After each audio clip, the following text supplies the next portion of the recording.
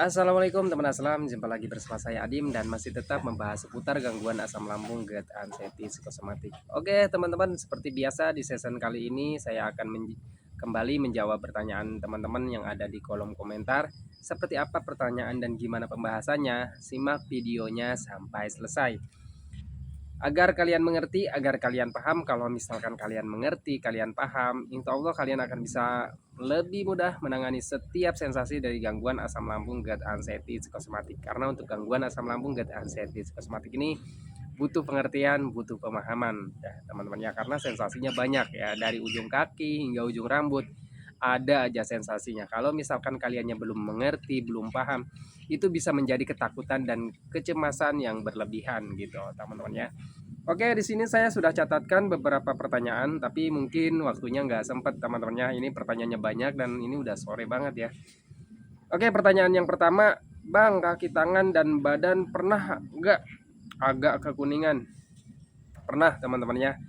Untuk orang yang terkena gangguan asam lambung, GERD, anxiety, psikosomatik, sepengalaman pribadi saya teman-temannya. Jadi di sini saya akan ceritakan pengalaman pribadi saya saat terkena gangguan asam lambung, GERD, anxiety, psikosomatik. Perlu digarisbawahi di sini itu saya bukan dokter, saya bukan ahli obat, saya bukan ahli herbal, tetapi di sini saya sekedar sharing sepengalaman pribadi saya. Semoga pengalaman saya ini bisa menjadi panduan, patokan ataupun motivasi bagi kalian yang sedang mengalami gangguan asam lambung, GERD, anxiety, psikosomatik. Oke, untuk kaki dan tangan dan ataupun badan ya teman-teman, pernah nggak menguning? Saya pernah mengalaminya. Kenapa bisa seperti itu? Yang pertama mungkin karena kitanya itu memang terkena gangguan sistem cerna teman-teman ya. Kalian harus ingat, ketika pencernaan kalian itu error ataupun sedang mengalami gangguan, itu makanan-makanan yang kita konsumsi itu tidak bisa diserap sepenuhnya ya, seperti protein, nutrisi, gizi gitu teman-temannya, nggak bisa diserap sepenuhnya oleh pencernaan kita. Karena apa? Karena pencernaan kitanya sedang error, sedang mengalami gangguan gitu teman-temannya. Misalkan kalian makan buah-buahan ataupun sayur-sayuran ataupun daging ya, ataupun protein gitu ya, seperti telur gitu, terus kalian makan, tetapi ya karena pencernaan kaliannya sedang terganggu ya, jadi serapan nutrisi kebutuhan untuk tubuh kaliannya belum maksimal terpenuhinya. Contoh, kalau misalkan kaki ataupun tangan kalian agak kekuningan, ya itu berarti tandanya kebutuhan untuk tubuh kaliannya belum terpenuhi gitu teman-temannya. Itu yang pertama. Terus yang keduanya, biasanya sepengalaman saya itu orang yang terkena gangguan asam lambung, GERD, anxiety, psikosomatik itu cenderung mager ya. Kenapa mager ya? Mager itu kan males gerak teman-teman ya. Jadi orang yang terkena gangguan asam lambung, GERD, anxiety, psikosomatik itu bawaannya pengennya rebahan, tiduran, malas-malasan, nonton TV, nonton HP gitu teman-teman. Alhasil jadi apa ya, jadi kaliannya kena jarang bergerak gitu teman-temannya, jarang kena sinar matahari, jarang bergerak, jadinya nggak keluar keringat gitu teman-temannya ya. Jadi eh, apa ya, jadi kulit kita itu yang nggak dapat sinar matahari, nggak dapat apa yang nggak dapat peregangan-peregangan gitu teman-temannya, jadinya apa ya, jadi ya intinya kurang aja gitu teman-temannya. Jadi kekurangan mungkin sinar matahari ataupun ya kaliannya jarang gerak gitu teman-temannya, jadi berpengaruh ke kulit juga gitu teman-teman. Nah terus juga yang ketiganya mungkin juga karena efek stres teman-temannya. Contoh deh gini teman-teman, kalian sudah makan banyak ya teman-teman, terus pencernaan kalian sudah mulai membaik misalkan, tapi ya karena kaliannya stres ya, jadi pencernaan makanan yang kalian konsumsi itu walaupun sekian banyak sekali, misalkan dari daging, ayam, sayur, buah gitu teman-temannya banyak misalkan, ya karena pencernaan bukan pencernaan ya, karena kaliannya stres ya, masih berpikir tentang ketakutan, kecemasan, berpikir penyakit yang berbahaya gitu teman-teman. Ya jadinya kebutuhan untuk tubuh kaliannya diserap oleh stresnya gitu teman-teman.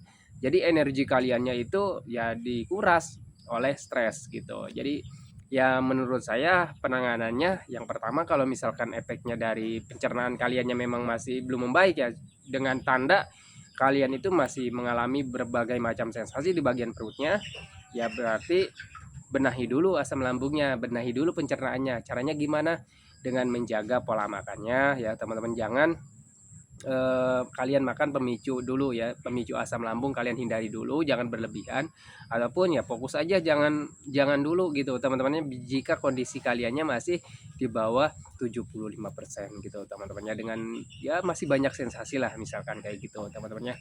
Jadi kalian itu tapi ya walaupun kalian harus menjaga asupan makanan, tetapi untuk sayuran ya, untuk buah-buahan, untuk protein, untuk gizi gitu teman-temannya, seperti ayam, daging ayam, terus juga ikan-ikan air tawar gitu teman-teman. Nah itu harus kalian konsumsi, meskipun ya kalian memang keterbatasan dalam mengkonsumsi makanan gitu teman-temannya. Biasanya orang yang terkena gangguan asam lambung GERD anxiety itu biasanya banyak sekali makanan yang tidak cocok ya. Contoh dari sayur, sayur juga biasanya jarang sekali yang cocok. Saya pribadi nggak banyak ragam yang saya konsumsi dulu teman-temannya, cuma eh, bayam ya, terus juga labu siam, terus juga wortel, buncis, cuma itu aja teman-temannya. Bayam juga ya saya makannya itu cuma di bagian daun-daunnya aja ya, untuk eh, bagian apanya, bagian tangkainya gitu teman-temannya nggak saya makan ya, bagian pohonnya gitu teman-temannya nggak saya makan, jadi makannya yang bagian daunnya gitu, yang agak lembek gitu, terus juga dimasaknya juga yang benar-benar matang gitu supaya mudah dicerna oleh pencernaan kita. Terus juga misalkan makan daging ayam juga ya cuma dulu itu cuma dimasak kuning ya, sayur kuning, terus juga ataupun dipanggang, itu aja kayak gitu teman-teman ya. Bahkan yang cenderungnya seringnya dipepes, terus juga di sayur kuning, supaya masaknya itu biar benar-benar empuk gitu teman-temannya. Itu waktu pencernaan saya masih dalam parah-parahnya, itu mungkin ya di kondisi 75% ke bawah teman-teman. Terus juga kalau makan sayuran juga kayak gitu teman-teman, jadi harus masak, benar-benar masak gitu ya. Nah itu buat teman-teman yang mengalami yang mengalami kulitnya menguning itu ya, jadi beberapa faktor. Yang pertama dari pencernaan, mungkin pencernaan kaliannya memang masih mengalami gangguan yang belum sembuh. Terus juga yang keduanya mungkin kalian jarang bergerak, jadi jarang kena sinar matahari, jarang berkeringat gitu teman-temannya. Terus juga yang ketiganya mungkin ya karena efek stres teman-teman ya, pengalaman saya seperti itu ya. Kalaupun kita makan banyak, tetapi kalau misalkan kita masih ketakutan memikirkan penyakit yang berbahaya, takut penyakit berbahaya, takutnya bisa menyebabkan kematian gitu teman-temannya, takutnya begini, takutnya begitu, nah itu juga bisa berpengaruh ke kulit kalian. Jadi orang stres itu banyak sekali dampaknya teman-temannya. Kita oke deh ya, kita dulu misalkan stres ya, tapi kenapa nggak berpengaruh ke pencernaan mungkin, ataupun nggak berpengaruh ke kulit gitu ya, karena kita dulu stresnya nggak berlarut-larut teman-temannya. Orang yang terkena gangguan asam lambung GERD anxiety psikosomatik itu stresnya berkepanjangan teman-temannya, bukan hanya sehari, bukan hanya 2 hari, bukan hanya 1 minggu, bukan hanya sebulan gitu teman-temannya, tetapi yang saya alami bertahun-tahun gitu teman-temannya.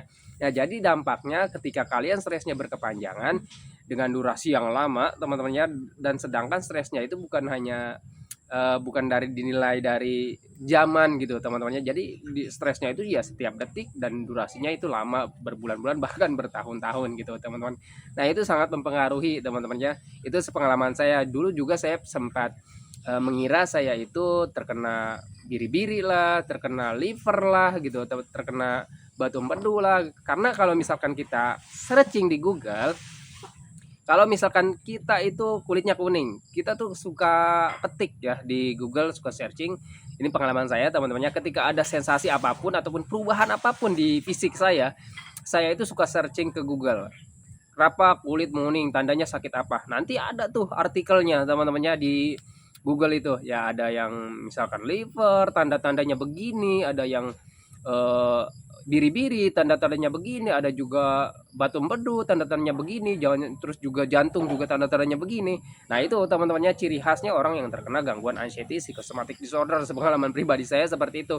Ketika saya searching seperti itu menjadi kecemasan dan ketakutan berlebihan teman-temannya, karena kita itu sedang mengalami sensasi yang tercatat ataupun tertulis di artikel tersebut gitu teman-temannya.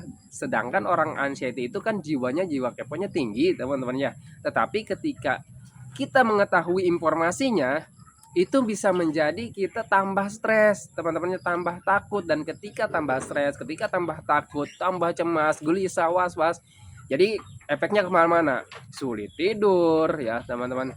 Nah ketika semuanya terjadi, itu asam lambung kita berpengaruh teman-temannya. mempengaruhi asam lambung ketika kita cemas, ketika kita stres, terus ketika ketakutan yang berlebihan ataupun berkepanjangan, itu sangat mempengaruhi asam lambung. Dan ketika mempengaruhi asam lambung, dan dampaknya juga di pencernaan kita itu banyak teman-teman ya gitu, dan akan menimbulkan banyak sensasi.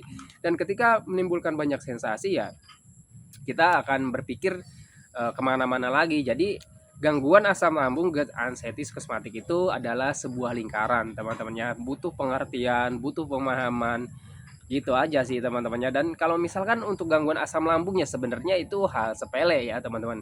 Ketika kita jaga pola makan, terus juga misalkan kita berobat, itu mungkin paling lama 2-3 minggu itu udah sembuh gitu teman-temannya, dengan menjaga pola makan, terus juga berobat ya. Itu mungkin ya udah paling lama sebulan lah teman-temannya, itu bisa sembuh teman-teman.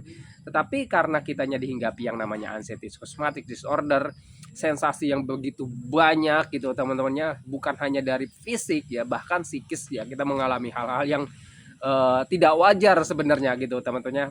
Banyak yang banyak yang mengatakan ya, gangguan asam lambung GERD anxiety psikosomatik itu penyakit aneh teman-temannya, 1001 macam sensasi gitu ya. Memang sih aneh teman-temannya, ya aneh ya teman-temannya. Jadi apa aja kita pikirkan dengan berlebihan. Contoh aja, suara burung kita takutkan, suara ambulan kita takutkan, suara orang kabar duka di musola kita takutkan gitu teman-temannya. Terus juga mudah kaget, pokoknya banyak sekali sensasi yang dari fisik, dari psikis, banyak sekali teman-teman. Nah itulah sensasinya, ciri khasnya sensasi gangguan asam lambung GERD anxiety psikosomatik gitu teman-teman ya. Jadi memang sensasinya banyak ya. Jadi butuh pengertian, butuh pemahaman. Jadi supaya kalau misalkan kitanya ngerti, kitanya paham ya, minimal bisa mengurangi rasa cemas kita gitu teman-temannya. Itu ya teman-temannya. Jadi untuk sensasi ataupun perubahan warna kulit ya teman-teman ya, saya juga pernah mengalaminya. Jangan takut ya teman-teman kalau misalkan kalian mengalami yang namanya perubahan warna kulit ya.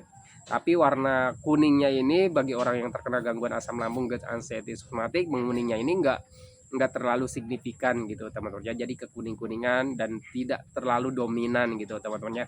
Kadang di telapak nih teman-teman, dulu telapak saya ini ya, ini enggak ketara sih ya teman-teman. Nah, ini kan ada merah-merahnya nih teman-teman ya.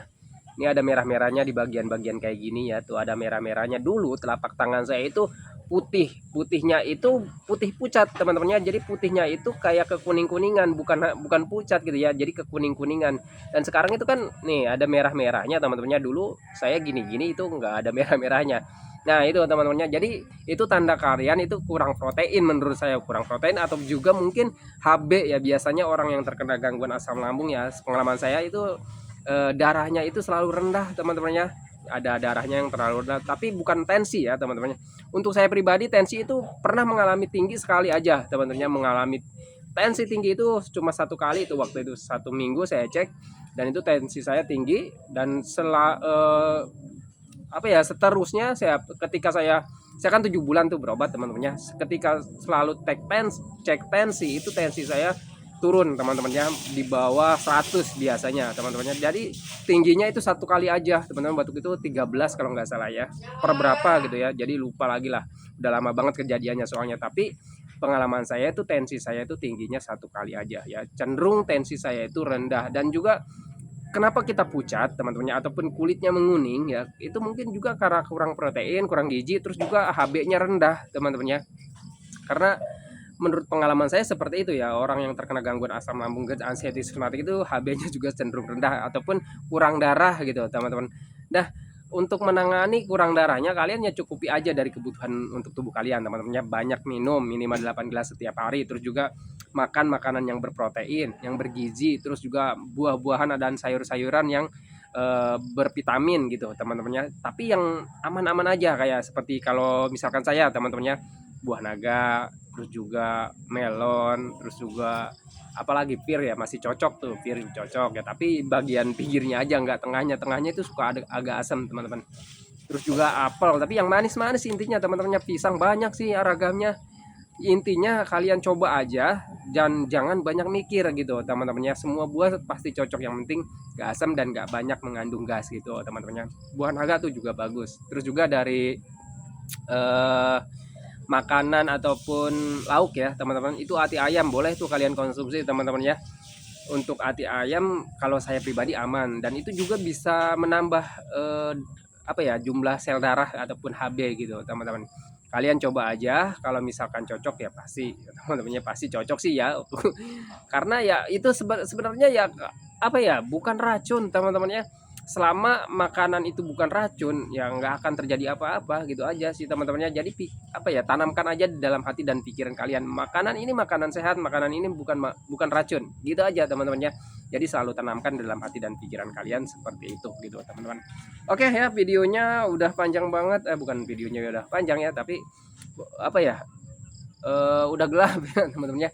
Jadi ini udah gelap banget ya, udah mau maghrib ya. Jadi sebenarnya masih banyak yang ingin saya katakan, ingin saya bahas, dan masih banyak juga pertanyaan-pertanyaan yang belum saya jawab, tetapi ya karena waktunya nggak cukup, saya akhiri dulu videonya. Sebelum saya akhiri, saya doakan buat teman-teman yang belum membaik dari gangguan asam lambung, GERD, anxiety, psikosomatik, semoga kalian cepat membaik, semoga kebahagiaan kalian cepat kembali lagi seperti dulu. Pokoknya hari-hari kalian yang berwarna itu semoga cepat kembali teman-temannya. Dan jangan lupa juga doakan saya agar saya itu tetap sehat, tetap kuat, tetap ceria, agar tetap bisa menemani kalian yang belum membaik dari gangguan asam lambung, GERD, anxiety, psikosomatik. Oke teman-teman, saya akhiri videonya. Assalamualaikum warahmatullahi wabarakatuh.